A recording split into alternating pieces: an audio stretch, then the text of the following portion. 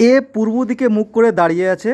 সে প্রথমে ঘড়ির কাঁটার অভিমুখে 100 ডিগ্রি এবং পরে ঘড়ির কাঁটার বিপরীত দিকে 145 ডিগ্রি ঘুরে যায়। তাহলে এখন এ কোন দিকে মুখ করে আছে? অপশান এ দক্ষিণ পশ্চিম, বি উত্তর পূর্ব, সি পূর্ব, ডি উত্তর। আমি ধরছি এটা সেন্টার পয়েন্ট। এর সাপেক্ষে সোজা উপরে নর্থ বা উত্তর, তারপরে সাউথ, এদিকে ইস্ট, এদিকে ওয়েস্ট, পূর্ব পশ্চিম। তাহলে বলেছে এ পূর্ব দিকে মুখ করে দাঁড়িয়েছে। কোন দিকে মুখ করে দাঁড়িয়েছে? এই দিকে, পূর্ব দিকে মুখ করে দাঁড়িয়ে আছে এখানে এই পয়েন্টে।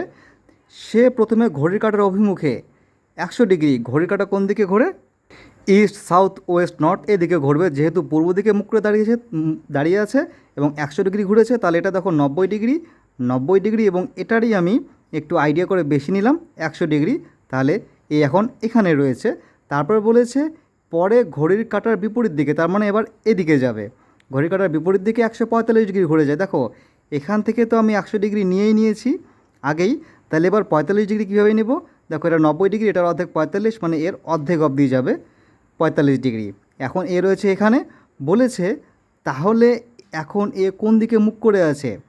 মুখ করে রয়েছে এ এই দিকে। এই দিকটাকে কি বলবে? নর্থ উপরে রয়েছে, ইস্ট উপরে রয়েছে, তাহলে নর্থ ইস্ট বা উত্তর, উত্তর পূর্ব।